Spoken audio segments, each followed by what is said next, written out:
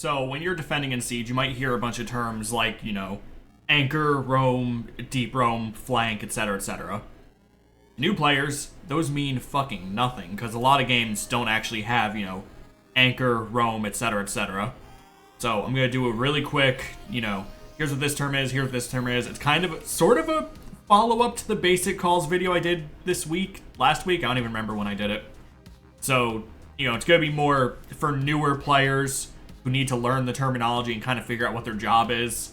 And this is more for defense. I'll probably do one for attack. I just have to, figure out what terms I need to do for attack other than just, entry and all that.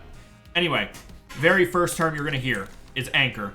Anchor usually plays on site, maybe one room away, and that's pretty much the extent of it. Their job is to be on site and be the biggest threat on site. During prep phase, you are basically the guy that's doing all the site setup. So you're going to be the guy that's, getting the head holes ready. You're going to be the guy that's getting all the walls done. You're going to be, getting all the basically, you're the one that sets up site. The anchors determine what site is going to look like. You're going to get your site walls. You're going to maybe get these walls here, depending on your comp. Depending on who you're playing, you're going to want to set up your util. Obviously, I would do that wall too. I would, put my barbed in place. And this is basically what the anchor does. The anchor is the architect that sets up site. And over the course of the round, you're going to be the guy that, on occasion, you're checking cams for your team. You've got a guy coming one on rafters. You're going to be, you're going to be the guy in the chair for the most part, unless the enemy just hard rushes site, in which case you're the front line on site, and everyone else should come back to you. So yeah, that's the gist of anchoring. It's the job that every WM1 player hates, because they want to just get into the gunfight, but anchoring is an extremely critical role in Siege. You need anchors. Otherwise, the enemy will just roll up to site, plant, and then you have to retake, and it's a whole thing. The next role worth going over is roamer, which is going to be what you're going to be seeing a lot of, because people just like to run and gun. Roamers can do one of two things. Either they can, help on site with the setup, depending on what they have. They can take care of the walls that the roamer would have to run for, but usually the roamer's job is to take care of the things that are off-site. Like on Night Haven specifically, this warehouse wall is going to be 90% of the time the roamer's job. The roamer's job, while the anchor's on site, is to basically stay sort of close to site and be ready to intercept the enemy and be generally a nuisance and waste their time. If the enemy's coming from down here in storage, they're going to try to push up, try to take rafters, and then try to take IT and push into site, or even just blow this wall. The roamer's job is more or less to be up here and contest anyone who's going to try to push up.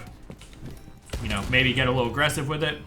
And if it gets too hot, then the roamer can, back up into site, maybe make a weird rotate and go for a flank on them.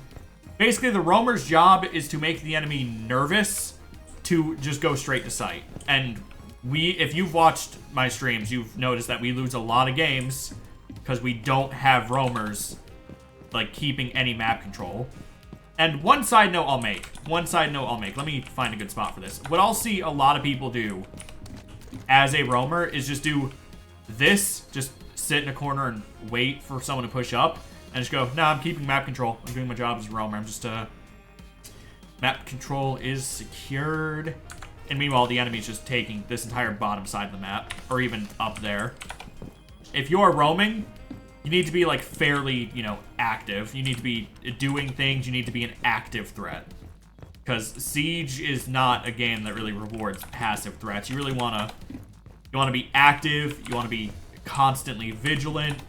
You want to basically be the reason the enemy cannot just take rooms. Because the anchor's job is to control the site. The anchor's job is site. The enemy cannot just walk into site because the anchor exists.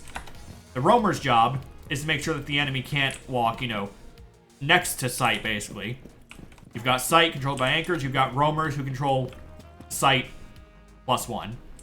That's basically the best way I can put it. If you're roaming, your job is to control site then 1 or 2 rooms over.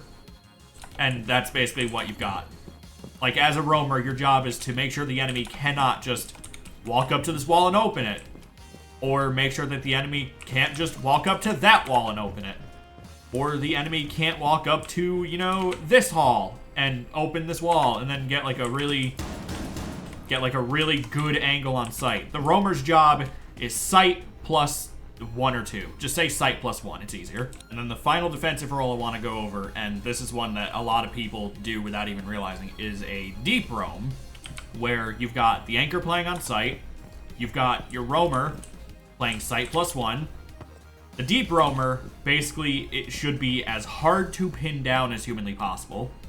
Because if sight's, you know, up there in control, what some teams will do is they will start on the north side and clear all the way through, because all of our resources are going to be, you know, towards warehouse and around sight. So no one's really going to be putting a lot of resources this way. So the deep roamer's job is to be on basically the other side of the map and react to an enemy doing that kind of either solo push or really deep, you know. Their job is basically to counter that one knock that's going to come this door and sneak around this way because everyone forgot this door existed. What I will see a lot of deep roamers do, what they will do is they'll just, you know, they'll sit over here, watch this hall, watch, you know, over here. And once the team starts dying, they will literally stay over here. And by the time they start reacting, then they have to retake sight into like a 1v4, 1v5. If you are deep roaming, if you're on the other side of the map roaming, that is fine. First of all, don't just do this. Learn from the roamer thing. Be more active. Once you see the first person die, you now know where the fight is happening, and your team is down 1. So you have to immediately come back and help your team. Like, immediately. Do not wait for the second person to die. Don't wait for your team to handle it, because by the time your team might get a pick or 2 the other way, you know, they'll still have the numbers disadvantage. Because if there's 5 of them pushing this way, and 4 of your team here, and they get a pick, that's now a 3v5. Because, you know, you're not here. You're over in Narnia. So if you are deep roaming, come back to sight and help your team as soon as you see that first kill come through. Or, if your team... Here's the other thing. If your team gets on cams, and they can go, oh, the enemy's pushing this way, like they're pushing, let's say, storage, as the deep roamer, you need to flank them. You need to be the flank that counters their flank. Like, if they're pushing storage, they're trying to get underneath our roamer and push up. So your job as the deep roamer should be, you know, to be over here, get eyes on the back of storage. So they've committed to storage, all 5 are in storage. Some of them are going to try to push this way and take stairs. So you have to be the guy over here that kind of pinches them into storage. They can't leave because you're here. And once they start, you know, putting pressure, once it starts getting too hot, you just bail. And your very existence is going to make the enemy nervous to take any map control. Because now you're over here, contesting the exact same thing. Or maybe now you're in here with this rotate you made before, and you can just contest them here. The roamer is going to be relatively easy to pin down, because the roamer's generally going to have like one or two rooms to really focus on. The deep roamer really won't have a dedicated room. The deep roamer kind of reacts to what's happening. Like, the deep roamer's job is basically be like the sneaky little unit you can just command and just be like, done. Got the knock. Now the other 4 know that there's a deep roamer, and they're going to be nervous and try to play together so that they can get the refrag. The deep roamer, really fucking hard role to get used to, because you have to get used to when do you come back to sight, when do you stay off sight, etc., etc. But if you can get good at the deep roam, if you can get good at not, like, being a liability to your team, deep roams are fucking terrifying players. And, yeah, that's all I've got off the top of my head when it comes to defensive roles. It's not going to be, you know, perfect 100% definitions, and I didn't name any operators, like, explicitly, because I don't want to categorize them, because you could play fucking mute as an anchor or a roamer. You could play cavi as an anchor if you're bad. That's the only one I'll explicitly put in a category. Do not play anchor cavi or anchor vigil. Those are the only 2. Do not play them as anchors because they're utility.